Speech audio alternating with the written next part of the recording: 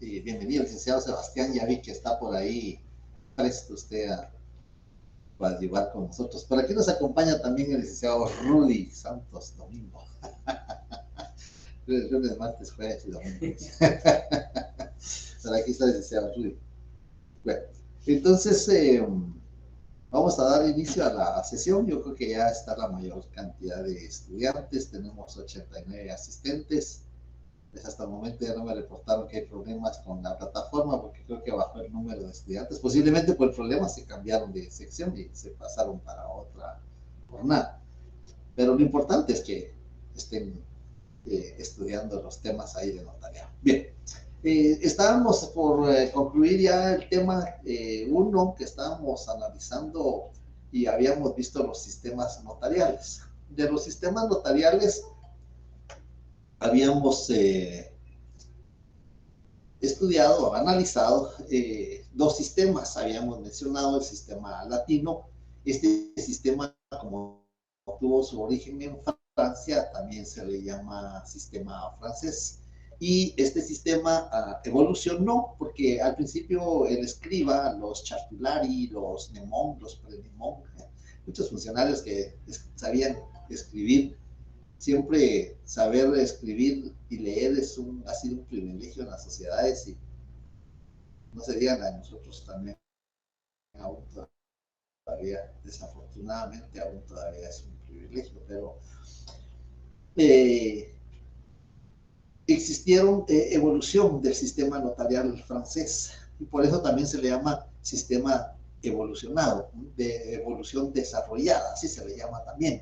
Porque al principio empezaron a redactar, luego empezaron a conservar los documentos, luego se les fue otorgando la fe pública, producto de un procedimiento que se llamaba insinuatio, porque los escribas no tenían fe pública, únicamente redactaban los documentos.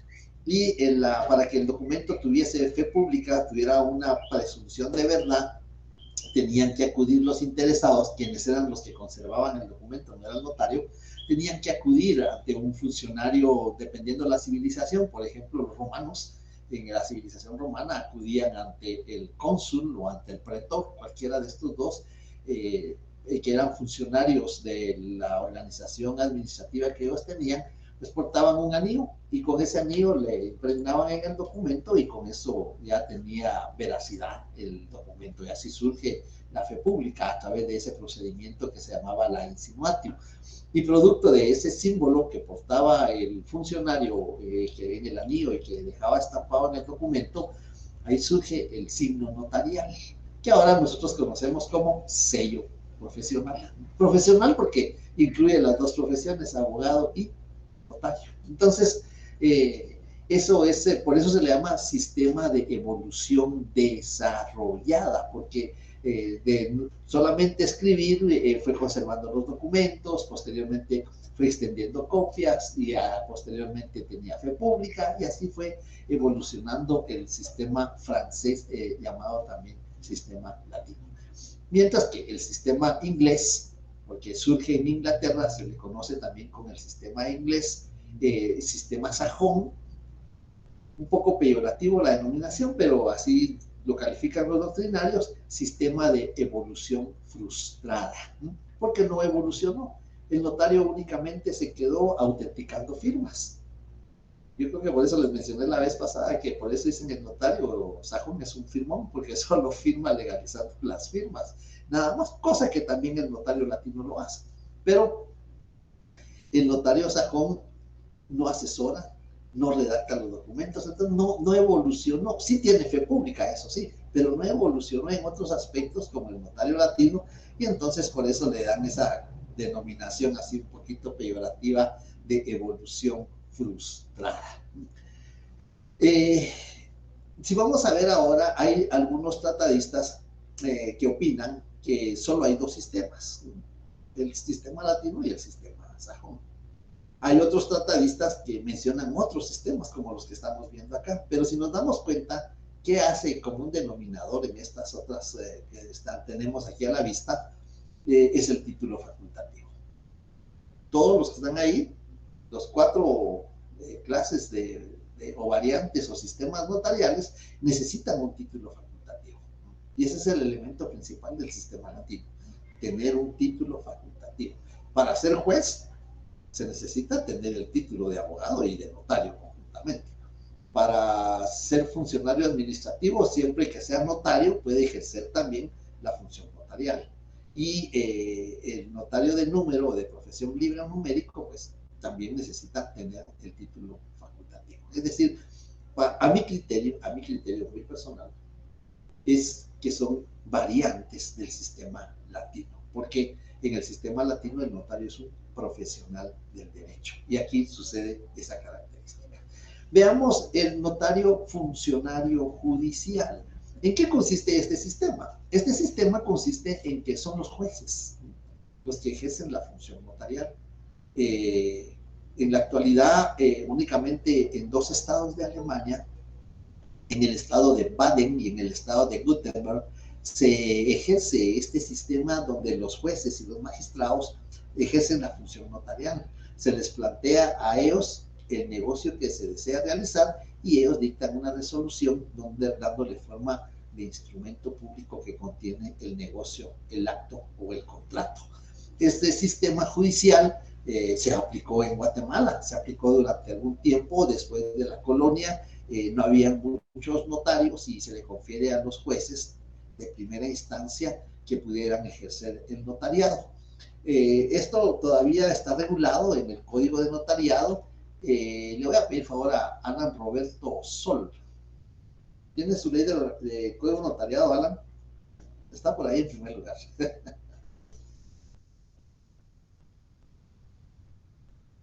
¿Dónde está Alan? Bien. Diana Elizabeth Díaz. Buenas tardes, licenciado. No tiene audio, Alan. Bueno, buenas tardes, Diana. Hágame favor, Diana. De Alan no tiene audio. Hágame favor, Diana. Artículo 6, numeral 1, por favor. Artículo 6, numeral 1, ahorita, con mucho gusto, permítame. Muy bien.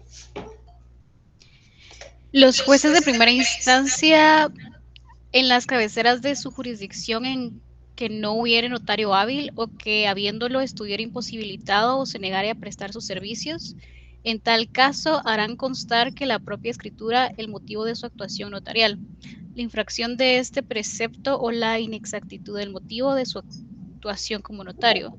No anula el documento, pero sí obliga al juez al pago de una multa equivalente al doble de los honorarios que le correspondieren conforme arancel.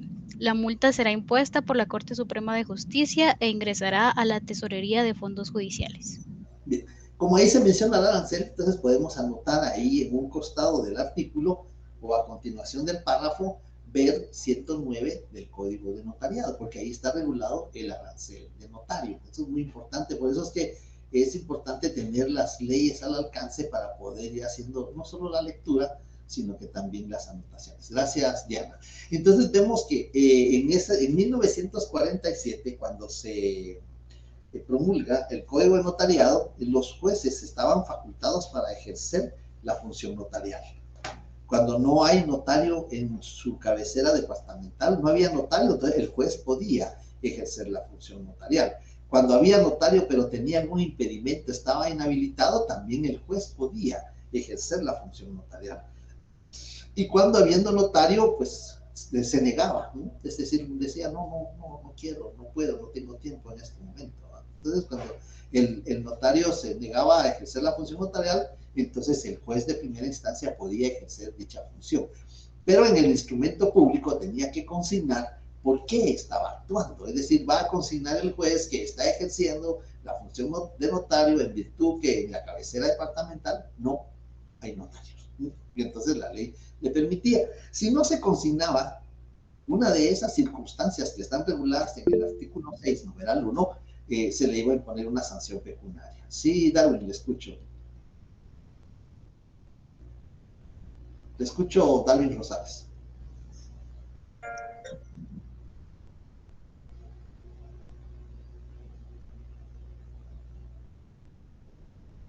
No tiene audio.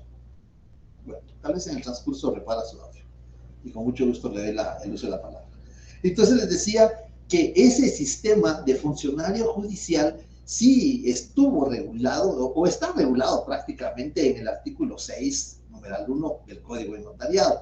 Y como les decía, únicamente en 2 estados de Alemania se persiste este sistema de funcionarios judiciales.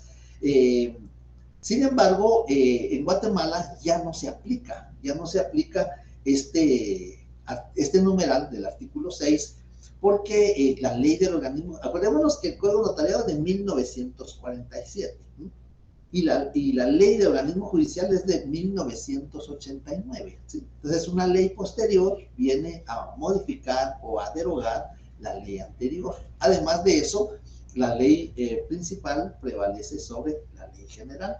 Y en este caso, vemos que en el artículo 70, le voy a pedir favor a Cintia Gabriela Trujillo. Buenas tardes, licenciado. Buenas tardes, 70, Cintia. ¿verdad? Casi no le escucho. Tal vez puede levantar la Artículo voz. 70, ¿verdad? Artículo 70, 70, y después nos vamos a la literal G de Guatemala. Bueno, permítame.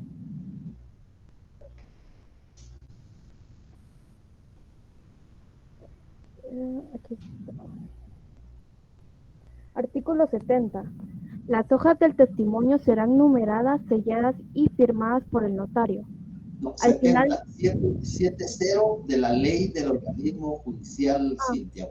disculpe, Sí. ahorita. Mientras tanto, Floridalma pregunta qué artículo se mencionó. Es el artículo 6, numeral 1, donde les aconsejaba que anotaran el 109 del Código Notariado, donde está el arancel. Roberto dice que no tiene audio, y Dayan Alonso, buenas tardes. Artículo 70. Prohibiciones. Es prohibido a los jueces magistrados. Inciso G, me dijo. Sí, G de Guatemala. Bueno. Inciso G. Ejercer las profesiones de abogado y notario, o ser mandatarios judiciales, salvo que se trate del ejercicio de la profesión de abogado, en asuntos propios de su cónyuge conviviente cuya unión de hecho estuviera inscrita en el registro civil respectivo, o de sus hijos mayores de edad. Muy bien, gracias. Entonces vemos ahí que ya la ley del organismo judicial, que es una ley posterior al Código de Notariado, el Código de Notariado es de 1947, de nada. Y la ley de organismo judicial es de 1982. Entonces la ley posterior modifica la ley anterior. Y como consecuencia de eso, ya el artículo 1, artículo 6, numeral 1 del Código de Notariado, ya no se encuentra vigente, toda vez que está prohibido que los jueces y los magistrados ejerzan la profesión de notario, porque la de abogado tienen algunas opciones para poderla ejercer, pero eso es cuestión de abogados. Aquí estamos en el curso de notariado y nos vamos a concentrar a concretar directamente al ejercicio de la función notarial. Entonces los jueces y los magistrados ya no pueden. Sin embargo, hay que tomar en cuenta que ellos podían anteriormente, siempre y cuando se diera alguna de las circunstancias que están reguladas en el artículo 6. Y de no hacerlo, de no consignar por qué están actuando, si son jueces, pues se les iba a imponer una multa al doble de los honorarios, están regulados el arancel en el artículo 109 del Código de Notariado. Entonces, a eso se refiere el notario funcionario judicial, que en Guatemala eran, porque ya no se puede, conforme el artículo que nos hizo favor Cintia de leer, ya no se puede ejercer la función de notario los jueces y magistrados. Bien. Luego tenemos el notario funcionario administrativo. El funcionario administrativo es quien pertenece al engranaje burocrático del Estado, quien recibe sueldo del Estado, quien tiene un horario, quien tiene una jornada. Este es el funcionario administrativo. Y este funcionario administrativo ejerce algunas funciones notariales. Este sistema o esta variante, como ustedes lo quieran tomar, para mí que es una variante, pero también podemos decir que es un sistema, conforme los tratajistas lo van analizando. Esta variante o sistema se aplica en algunos países de corte socialista. como Cuba, por ejemplo, que tenemos el más cercano que tenemos en Cuba, donde los notarios pertenecen al Estado, es decir, los notarios no reciben, no reciben estipendios, sino reciben sueldo del Estado. Los notarios tienen un lugar del Estado, les asigna donde van a prestar su función notarial y no reciben honorarios de los particulares porque el Estado les paga. Tienen un horario específico para poder ejercer su función notarial. Entonces, en Guatemala existen, ahora sí, existen algunos funcionarios que pueden ejercer la función notarial. Algunos discuten que el director del Archivo General de Protocolos, pero el director del Archivo General de Protocolos ahora es la directora, porque es la notaria Carla Guerra, que es miembro del Instituto Guatemalteco de Derecho Notarial. La directora de Archivo de Protocolos, lo único que puede ejercer como notaria es extender testimonios, es lo único, nada más, pero no puede autorizar instrumentos públicos. Pero por eso algunos tratadistas o algunos sí mencionan. A ver qué dice Rosita Ivonne. Licenciado, los alcaldes están incluidos ahí, ¿verdad? No, cuando no son abogados. No, los alcaldes no pueden. Y ahí vamos a ver. Pero preguntaba porque como a veces se autorizan matrimonios. Muy bien, muy buena. 49 la Constitución Política de la República y 43 del Código Civil, sí. Hay funcionarios administrativos, pero ellos están ejerciendo fe pública administrativa. Ellos están facultados para autorizar matrimonios. Los alcaldes, los síndicos, los ministros de culto, el notario, pero ellos ejercen, a excepción del notario, todos ejercen fe pública administrativa. Y aunque no sean notarios, pueden autorizar matrimonios, porque están autorizando a través de fe pública administrativa, no están actuando como notarios, ¿sí? Bien. Sí, licenciado, gracias. Muy bien. Entonces, les decía que como funcionarios administrativos, y aprovechando que Ivonne Gutiérrez está en el uso de la palabra, le voy a pedir favor, ¿tiene su código de notariado, Ivonne?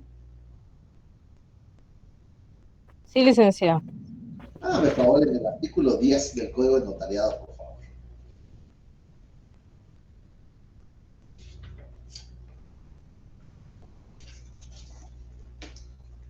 Ahorita, licenciado. Muy bien.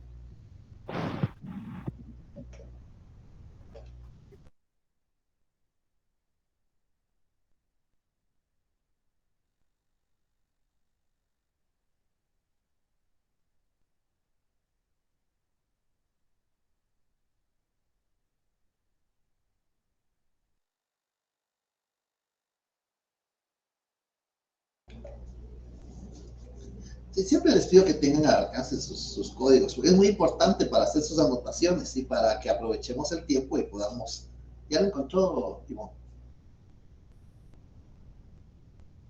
Bueno, ¿alguien que tenga su código Si notariado? gusta, lo leo, licenciado. Por favor, Muy bien, artículo 10. El protocolo del escribano del gobierno, los de los agentes diplomáticos y consulares y los testimonios e índices respectivos se extenderán en papel de lino o similar sin perjuicio del impuesto fiscal correspondiente.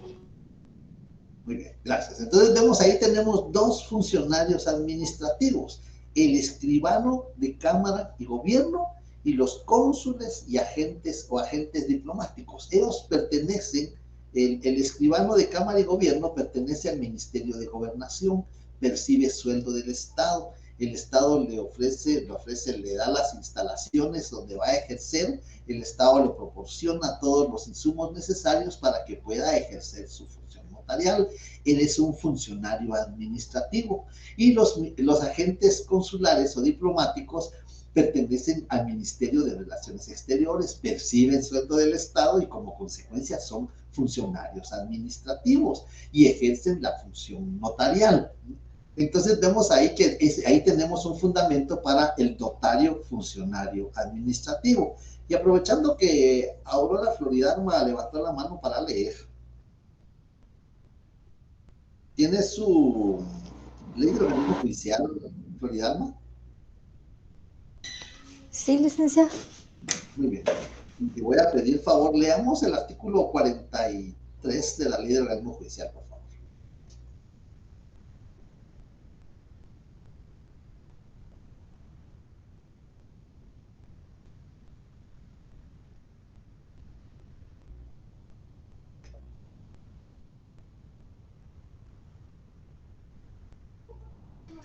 No Sí, tiene su licenciado. ley de alcance. Bien, ¿Sí? artículo 43, me dijo, perdón. 43. Bien. Actuación notarial en el extranjero. Los Sí, por favor. funcionarios diplomáticos y consulares guatemaltecos, cuando sean notarios, están facultados para hacer constar hechos que presencien y circunstancias que les consten y autorizar actos y contratos en el extranjero que hayan de surtir efectos en Guatemala. Asimismo, podrán autorizarlos los notarios guatemaltecos y todos lo harán en papel simple, surtiendo sus efectos legales como acto notarial a partir de la fecha en que fueron protocolizados en Guatemala. La protocolización se hará en la forma que establece el artículo 38 de esta ley. Muy bien, gracias. Entonces vemos ahí, dice, en el artículo 43, los funcionarios diplomáticos y consulares, ellos son funcionarios administrativos, pertenecen al Ministerio de Relaciones Exteriores, perciben sueldo del Estado y como consecuencia se encajan o se encuadran dentro de un funcionario administrativo. Entonces tenemos que el escribano de Cámara y Gobierno, los cónsules y agentes diplomáticos que pertenecen al Ejecutivo, unos al Ministerio de Gobernación, el escribano, y los otros al Ministerio de Relaciones Exteriores, pueden ejercer la función notarial siendo funcionarios administrativos, con la prevención de que los cónsules y agentes diplomáticos, cuando sean notarios, eso es muy importante y nos va a servir en el próximo semestre cuando veamos los documentos que vienen del extranjero. Porque cuando el cónsul, agente diplomático, no es notario, solamente tiene fe pública administrativa y como consecuencia de ello no puede autorizar actos o contratos. Mientras que el cónsul y agente diplomático que representa a Guatemala en el extranjero y tiene la dicha y el privilegio de ser notario, pues además de ejercer la fe pública administrativa del cargo, también ejerce la fe pública notarial por ser notario. Y él sí puede autorizar actos o contratos siempre y cuando, eso sí hay que tener mucho cuidado, siempre y cuando esos actos o contratos surtan efectos en Guatemala.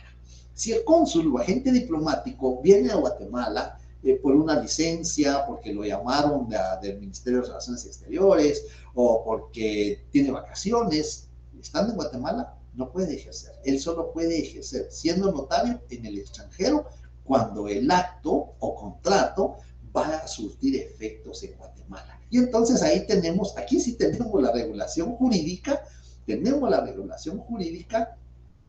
que el sistema de notario funcionario administrativo. Del sistema latino tenemos regulación jurídica, pero lo que pasa es que está disperso. La regulación jurídica del sistema latino, primero se necesita un título facultativo, artículo 2 del Código Notariado. Para ejercer notariado se requiere haber obtenido el título facultativo o la incorporación con arreglo a la ley. Además de eso, el notario latino tiene protocolo, artículo 19 del Código de Notariado. El notario es depositario del protocolo. Además de eso, el notario latino pertenece a un colegio profesional, artículo 90 de la Constitución Política de la República. Es obligación pertenecer al colegio profesional. Es decir, el sistema latino sí tiene fundamento jurídico, pero está disperso, no está en un solo artículo, como aquí encontramos en 2 artículos. Por ejemplo, funcionario judicial lo vamos a encontrar en el artículo 6, numeral 1 del Código de Notariado. Y lo vamos a encontrar también en el artículo 70, literal G, de la Ley del Organismo Judicial.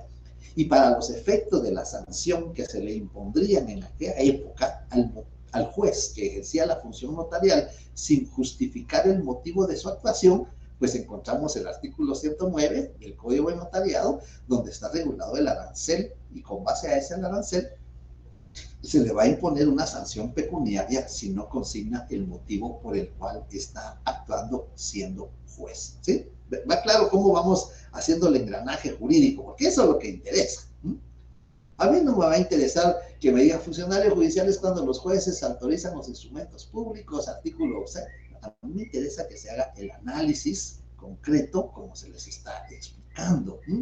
Así, Porque el día de mañana, pues nosotros de repente ya vamos de salida, incluso un día de mañana, ahí está el licenciado Sebastián, que fue nuestro alumno, aquí está el licenciado Rudy también, que fue nuestro alumno, pues, el día de mañana aspiran a ser docentes de notariado y hay que tener esta vocación de inculcar los fundamentos jurídicos, porque el notario es un perito en derecho, así se le llama en la doctrina. El notario es un perito. ¿Qué es un perito? Es un experto en derecho. No quiere decir que lo sabemos todo, no, pero conocemos lo principal, lo elemental. Bien, entonces ahí tenemos ya dos sistemas o dos variantes, el funcionario judicial, los jueces, que ya no se aplica en Guatemala, pues se aplica en Alemania, 2 estados nada más. El funcionario administrativo, que sí está regulado todavía en la legislación guatemalteca. Bueno, el judicial también está regulado, pero ya no se aplica. El funcionario administrativo lo encontramos en el artículo 10 del Código de Notariado, lo encontramos en el 43 de la Ley del Organismo Judicial, donde se regula cuándo pueden actuar los cónsules y agentes diplomáticos. Pero también lo encontramos, le voy a pedir favor a, vamos a ver, Estefan y Michelle Cruz.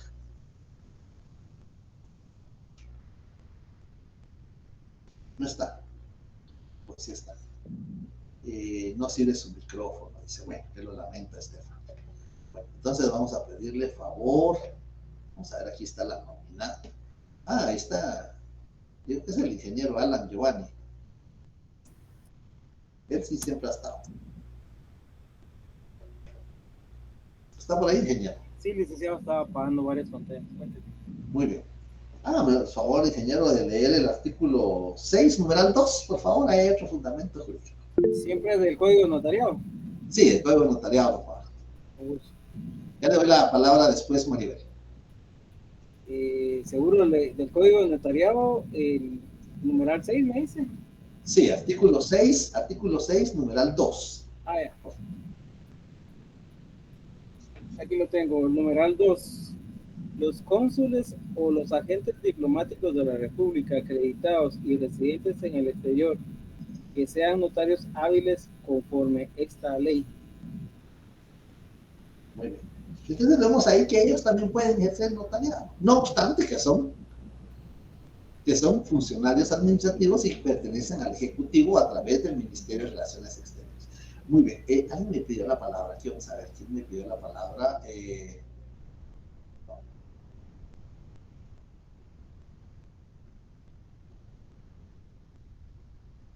¿Quién pidió la palabra de último? No, ya bajó la mano. ¿Ya la bajó? Ya bajó la mano. Bueno. No, perdón, licenciado, es que a mí se me activó. Lo siento, disculpe. No, tenga pena. Se le fue la mano. Bueno, entonces, licenciado Rudy. Entonces vamos a ver ahí el notario de profesión. Vamos a dejar de último esa de profesión. Vamos a ver el notario de número numérico o de oposición. Este sistema o esta variante se aplicó en Guatemala. Ya les vamos a mandar un material por ahí donde van a poder leer que se aplicó en Guatemala. En Guatemala se aplicó este sistema con algunas características del sistema sajón, porque en Guatemala, en la época de la colonia, existió el notario de número o por oposición o numérico.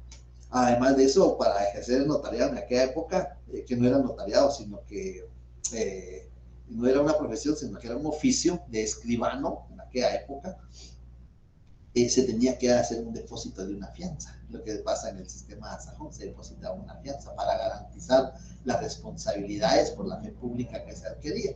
Y quienes no podían depositar la cantidad de dinero tenían que constituir una garantía en un bien inmueble o bienes inmuebles. Es decir, o podía ser una fianza económica o a través de bienes inmuebles que se podía garantizar la responsabilidad por ejercer la fe pública. Lo mismo sucede en el notario por oposición. Lo que sucede es que aquí no es importante el nombre del notario. Aquí lo que es importante es el número del notario. A cada notario se le asigna una notaría. Si ustedes tienen la oportunidad, por ejemplo, de ir a México, el vecino del norte, si van a México, a Chile, a Perú, a Argentina, van a ver que no dice notario fulano, sino dice notaría número 5, notaría número 20. Si ustedes ven en su programa del curso, va a aparecer el doctor Fernando Pérez Fernández del Castillo. Él es el escribano número 1 del Distrito Federal de México. Entonces, ahí lo importante es el número, por eso se llama de número, ¿no? Porque se le asigna un número a cada notario. Pero todos los egresados tienen el título de notario, pero no pueden ejercer. No pueden ejercer hasta que no se les adjudica una notaría, es decir, un despacho notarial. Mientras no se les adjudique esa notaría, no pueden ejercer. ¿Y qué tienen que hacer para que se les adjudique la notaría? Bueno, pues algún notario tiene que renunciar, ¿no? Ya no va a ejercer por la edad, por enfermedad, por alguna otra circunstancia, tendrá que renunciar, o cuando el notario fallece. Y entonces cuando el notario renuncia o cuando el notario fallece, se saca o se pone a oposición, por eso se llama así, por oposición, se opone a oposición la notaría, ¿no? Imagínense cuántos pueden examinarse, que están pendientes, cuántos aspiran a ejercer, no a hacer, no porque ya son notarios, pero a ejercer la función notarial, aspiran a ejercerla. Y para poder optar a esa vacante que quedó en la notaría, pues tienen que sustentar un examen en la Corte Suprema, o en la Corte correspondiente, porque no en todos lugares se llama Corte Suprema. Entonces, tienen que sustentar un examen, ¿no? Por eso se llama de oposición. Y el que obtenga los mejores resultados es un examen muy riguroso, gramática, redacción, impuestos, aplicación de derechos reales, contratos, negocios. Es un examen muy riguroso, experto un privado de aquí. Entonces, por eso se llama por oposición. El que obtenga el mayor punteo, pues a él se le va a adjudicar la notaría.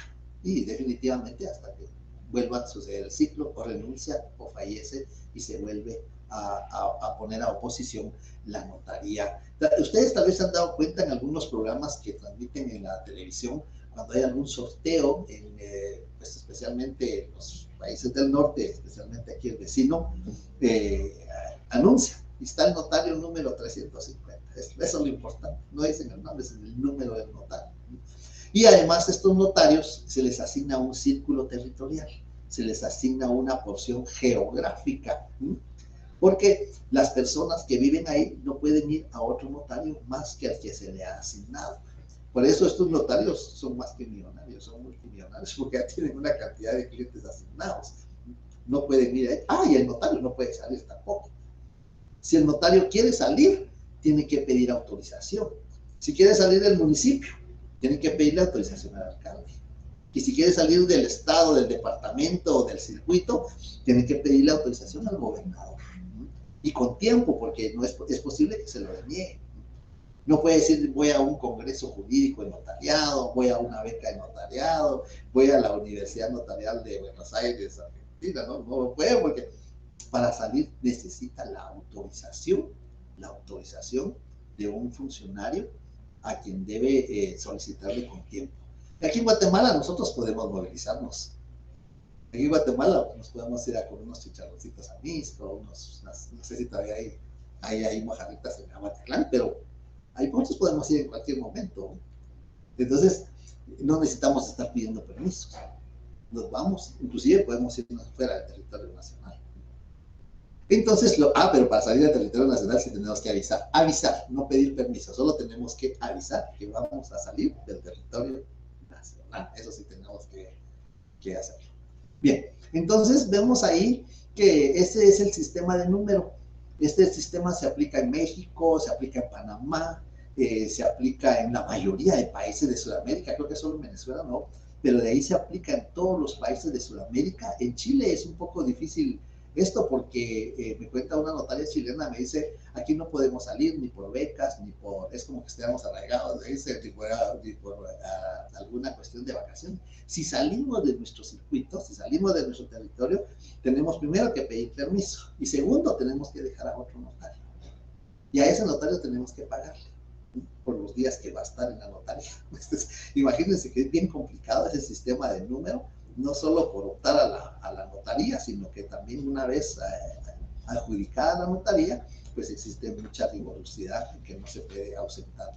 Además de eso, tiene que tener una justa no tiene que tener una causal justificada para negarse a ejercer su función notarial. Entonces, es una cuestión de muy rigurosa el ejercicio del notariado por número o por oposición. Y nosotros ahora no está regulado jurídicamente en Guatemala, ya no está regulado. Así es que esto no tiene fundamento jurídico, que ya no está regulado. Se reguló hace muchos años. Y por último tenemos el notario de profesión libre. El notario de profesión libre, porque vemos dónde estamos nosotros en esto. Ya sabemos que estamos en el sistema latino, eso sí, porque necesitamos un título facultativo, tenemos protocolo, somos autores del instrumento público, por eso le consignamos ante mí, este es el fundamento jurídico. Además de eso pertenecemos a un colegio profesional, entonces pertenecemos al sistema latino, pero estas para mí son variantes. ¿En qué variante estamos nosotros? Pues estamos en la variante de profesión libre. ¿Por qué estamos en la variante de profesión libre? Porque nosotros podemos ejercer en todo el territorio nacional. En todo el territorio nacional. No tenemos límite. Todas las horas y días son hábiles. Todas las horas y días son hábiles. Es como el amparo, ¿verdad? Entonces, eso se lo decía en la sesión anterior, que el notario los sábados, domingos, días festivos, puede autorizar matrimonios, porque todos los días y horas son hábiles. Las actas notariales de arresto domiciliario, hechos de tránsito, que la mayoría de las veces son en las horas de la madrugada o de la noche, está el notario autorizando el acta notarial de arresto domiciliario. Es una que nos cuenta el licenciado Sebastián, que está por ahí. Entonces, vemos que en Guatemala tenemos el sistema latino de profesión libre. No tenemos horario. Eso sí, el Estado, pues lo único que nos proporciona a nosotros es la fe pública, ¿no? Porque nuestros estipendios o nuestros honorarios lo percibimos de los particulares. Es más, en Guatemala todavía tenemos la gran dicha que podemos ejercer en el extranjero. Podemos ir al extranjero a ejercer con una condición, que el acto o contrato surta efectos en Guatemala. Y eso lo acabamos de leer en el artículo 43 de la ley del organismo judicial, que el acto o contrato surta efectos en Guatemala. Artículo 43, en el segundo párrafo.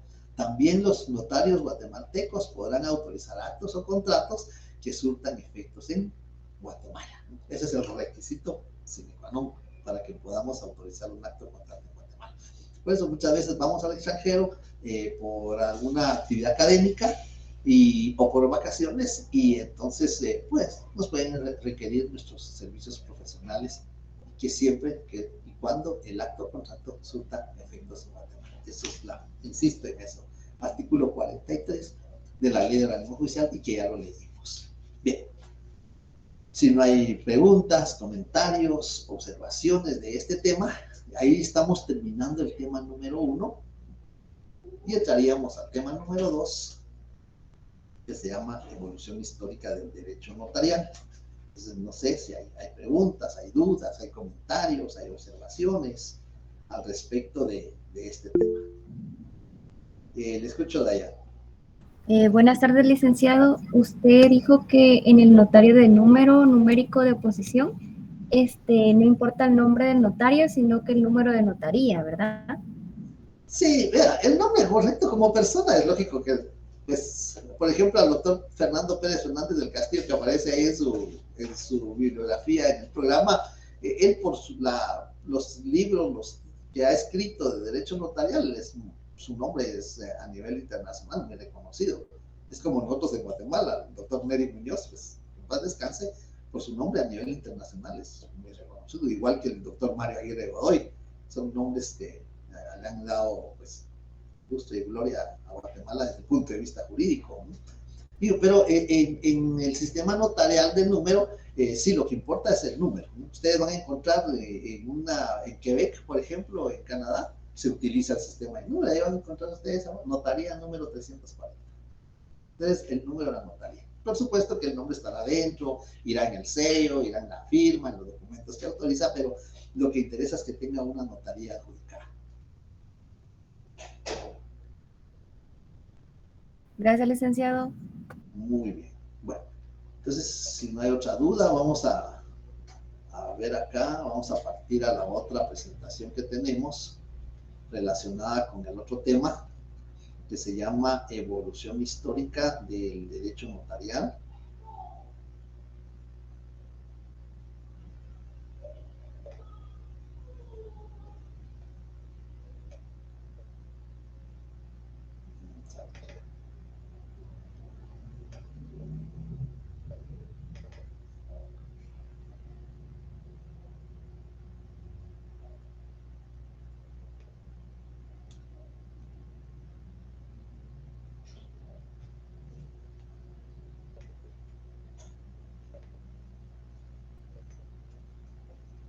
Solo les pido unos minutos, por favor, para poder tener la presentación. Ya la tenemos por aquí. La otra sección no la pudimos localizar, pero aquí sí ya la tenemos. Ahorita les voy a pedir unos minutos.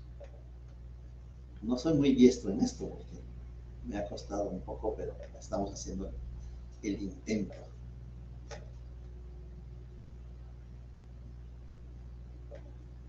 Aquí está. No sé si vemos ahí la presentación. Bien.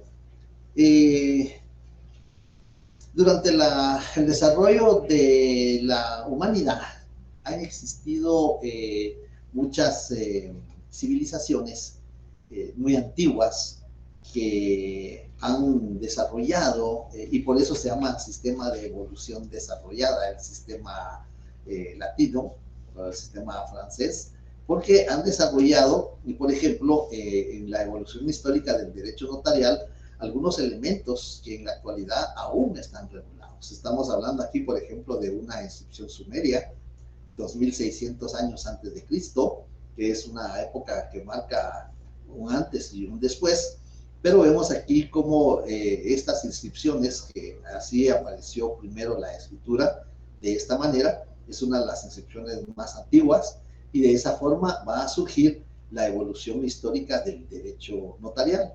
Al inicio de la humanidad, pues los grupos sociales eran muy pequeños, que ni siquiera tenían el calificativo de grupos sociales. Ustedes, por su curso de sociología, saben qué denominaciones recibían esta clase de grupos, de personas, que con el tiempo eran muy pequeños y posteriormente fueron aumentando en tamaño.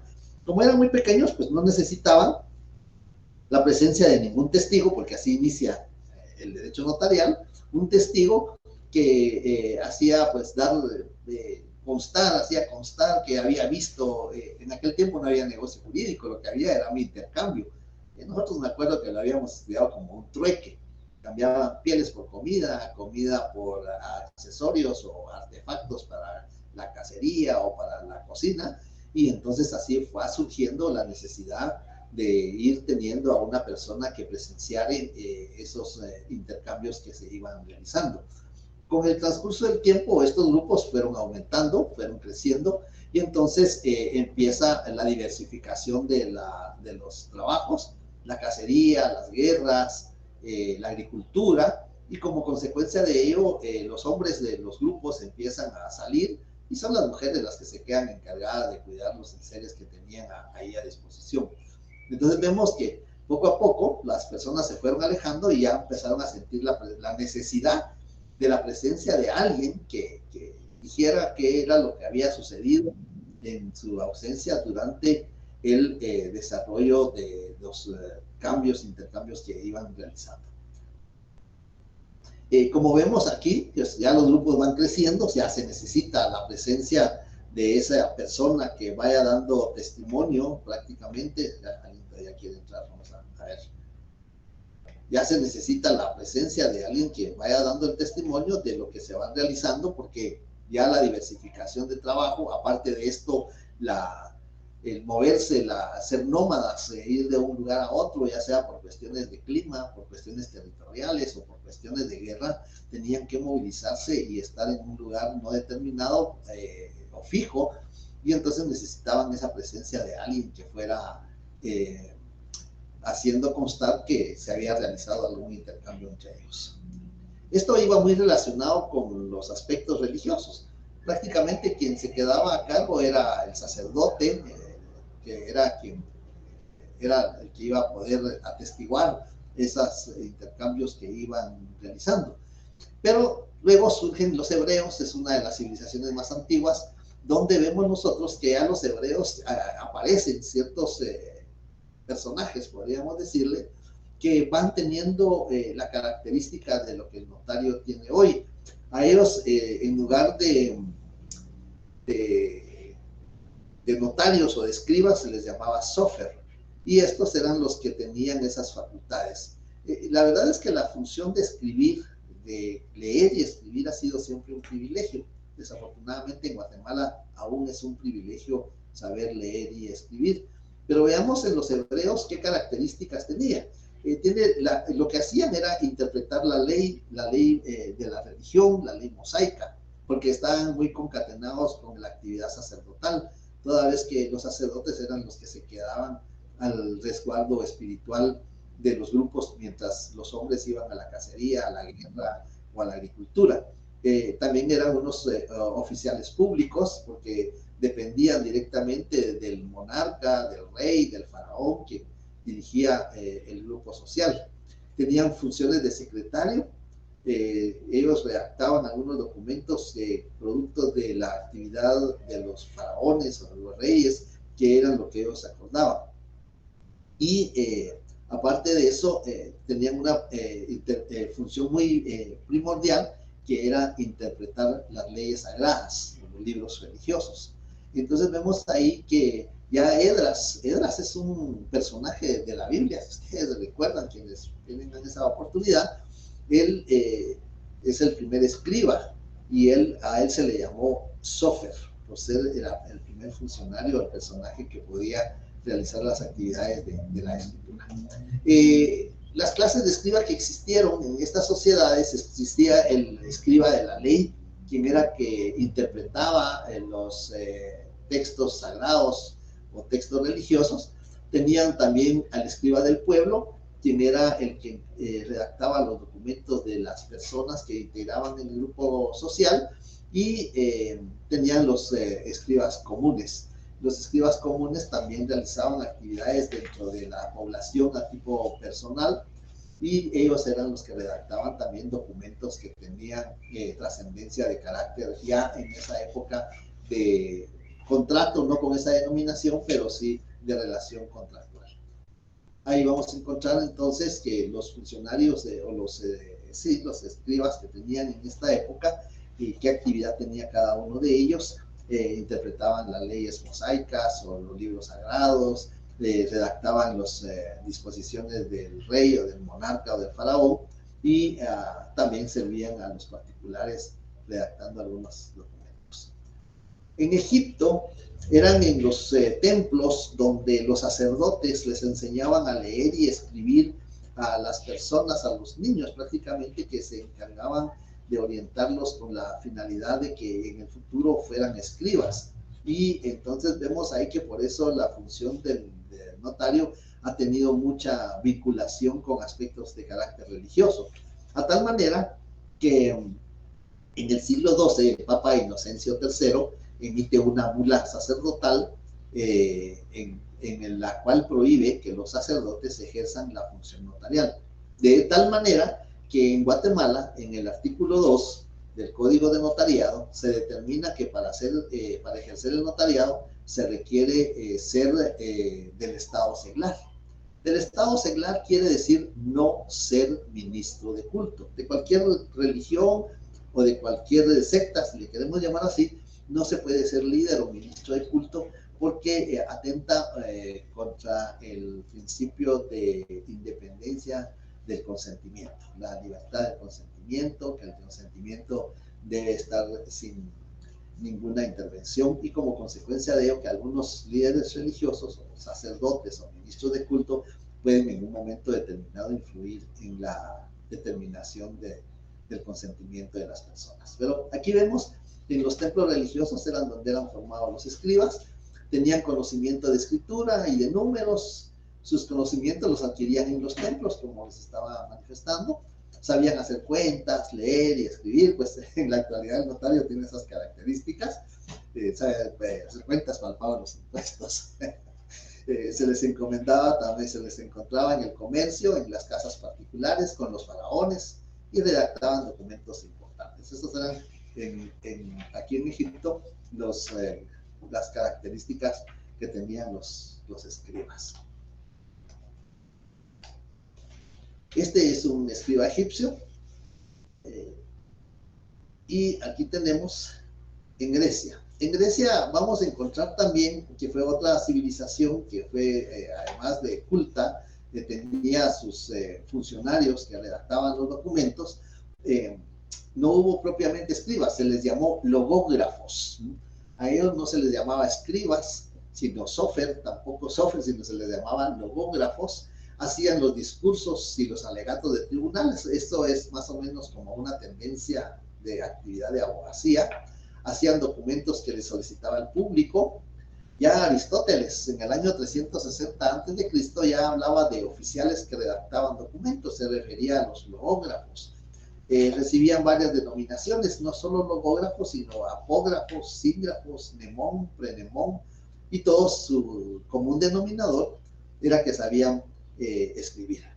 Los sígrafos llevaban el registro público, es decir, como quien dice ahora el registrador mercantil, el registrador electrónico de poderes o el registrador de la propiedad. A eso se le encargaba a los sígrafos en la civilización de Grecia.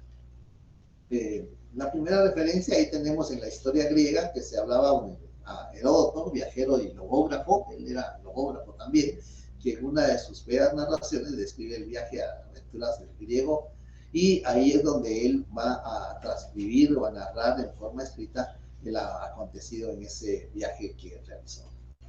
Ahí tenemos una imagen de algunos logógrafos redactando algún documento.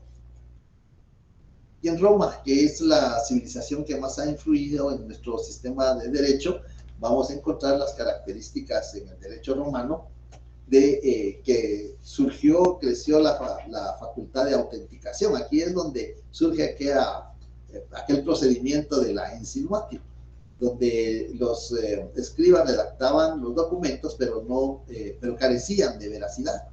Y para que tuvieran esa veracidad, los interesados tenían que acudir a un funcionario, que algunas veces se les llamaba pretor, otras veces se les llamaba cónsul, y ellos con el signo que llevaban en el anillo que portaban, les impregnaban en los documentos, y ahí surge el signo notarial, lo que ahora nosotros conocemos como sello profesional. Entonces vemos ahí que aquí hubo una infinidad de muchos funcionarios que se les encomendaba esa función de redactar, de escribir. Vemos ahí estaba el escriba, estaba el notary, estaba el tabularius, el tabelio, el amanuensis, le decía, eran los amanuensis porque escribían a mano, de esa manera lo hacían.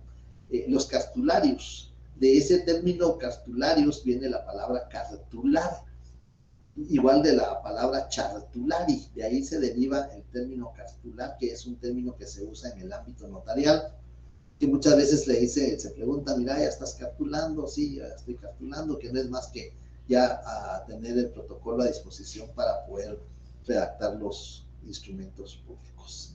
Y están los logógrafos y los exceptor, que eran también otros funcionarios que iban redactando documentos en distintos ámbitos, tanto en los tribunales de aquella época, como la recepción de declaración de testigos, como el desarrollo de... Ustedes tal vez han visto esas películas de abogados de sistema sajón, que hay una persona escribiendo en una máquina muy pequeña, pues uno de estos funcionarios se encargaba de esa redacción, de recibir lo que iba sucediendo en los juicios que en aquella época se iban desarrollando. Y aquí tenemos también los que hacían los tabularios. Ellos contaban con autorización de redactar contratos y actos jurídicos entre los particulares. Es decir, el tabulario o tabularis es uno de los que tiene características del notario actual.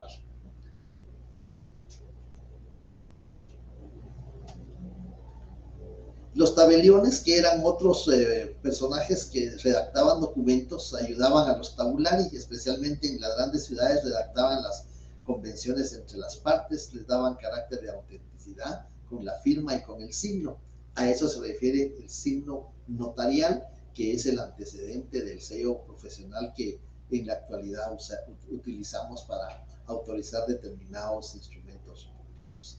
era un hombre versado en derecho, era consejero de las partes. ¿Se dan cuenta? Ya en la civilización romana ya tenía estas características. Versado en derecho, es decir, conocía derecho, aconsejaba, es decir, asesoraba a las partes, asistía a los testigos y ya conservaba los documentos. Y en la actualidad la legislación brasileña así le llama a los notarios. Ahí en Brasil no son notarios, no son escribanos, sino son tabellones que ejercen la función notarial. Eso es en la actualidad en la legislación brasileña. Acordémonos que en Roma existió el código Justiniano, que tenía ya reguladas algunos aspectos de los notarios. En Babilonia, el código de Hammurabi, que también ya tenía regulados algunos aspectos relacionados con la función del notario. Los notari, que eran otros funcionarios de la civilización romana, que estaban inscritos a la organización judicial, como que dicen los oficiales de los tribunales, escuchaban a los litigantes, a los testigos. Los chartularis redactaban el documento, lo conservaban y lo custodiaban. Aquí hay otra característica del notariado actual, que tiene el protocolo bajo depósito y que lo conserva, custodia el protocolo. Esa función lo tenían los chartulari en la civilización romana.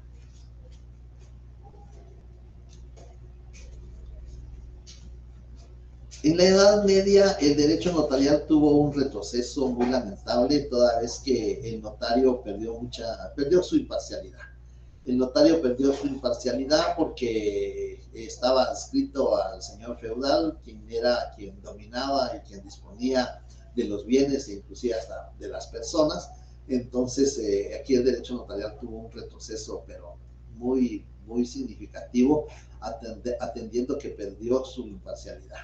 Veamos, aquí está, dependen directamente del señor feudal. Su fin era preservar los derechos de él, no servir a los contratantes. Aquí por eso le decía que aquí pierde mucha imparcialidad el notario, justamente por la dependencia que tiene. Ahí está, carece de independencia, tiene facultades fidefacientes, imparte autenticidad a los contratos. Surge el notariado eclesiástico. Aquí es donde surge el notariado eclesiástico como consecuencia de que los escribas eran formados en los templos en las épocas antiguas, pero en el año 1213, como les decía, a través de una bula que emite el Papa Inocencio III, pues se prohíbe que los sacerdotes puedan ejercer la función notarial. Surge el juez notario, llamados iudices chartularis, lo que hablábamos del sistema de notario funcionario judicial. Aquí surge en la época feudal los llamados iudices chartularis, que no eran más que los jueces que ejercían la función de notarios en esta época. Y en América, cuando los españoles llegan a América, pues está aquella trilogía que dice que con la venida de los españoles venía la espada del conquistador, la cruz de la religión y la pluma del escribano.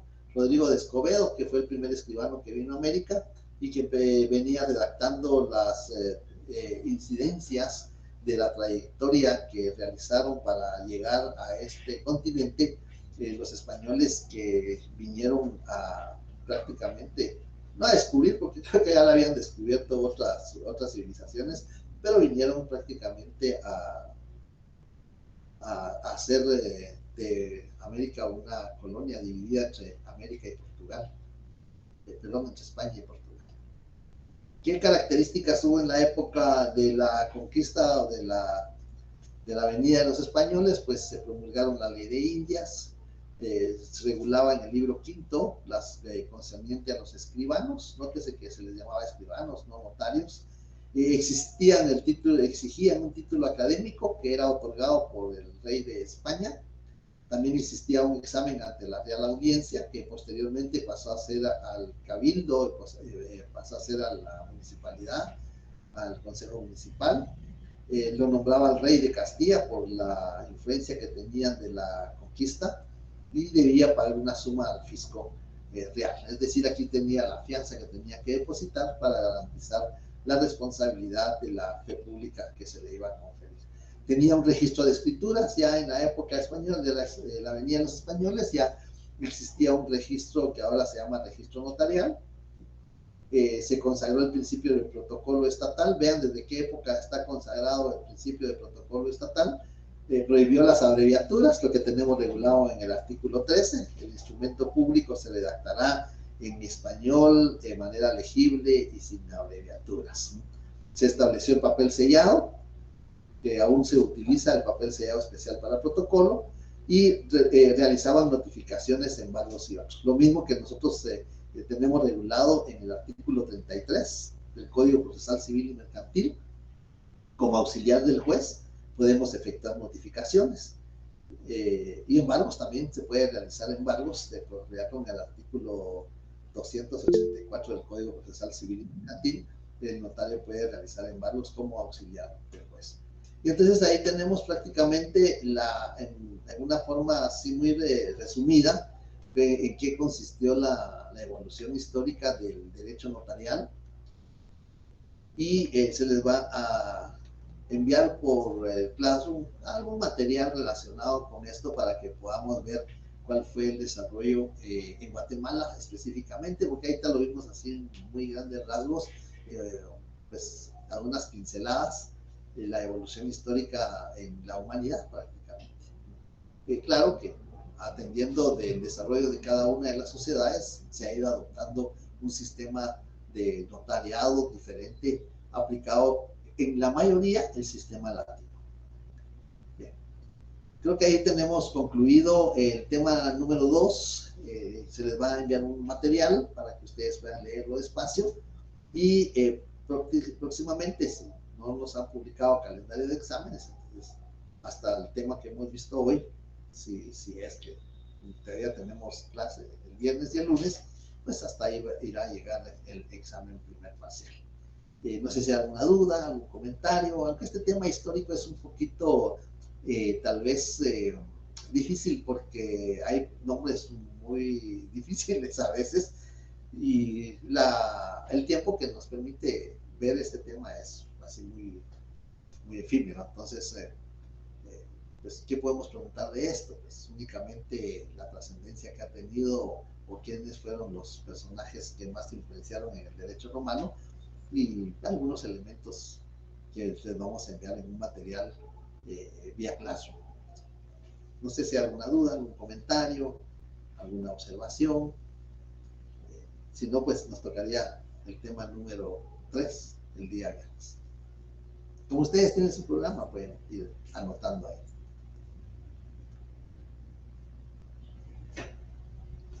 Muchas gracias, licenciado. No hay dudas, no hay comentarios. Entonces, que tengan muy buena tarde. Nos vemos el día viernes y que la pasen.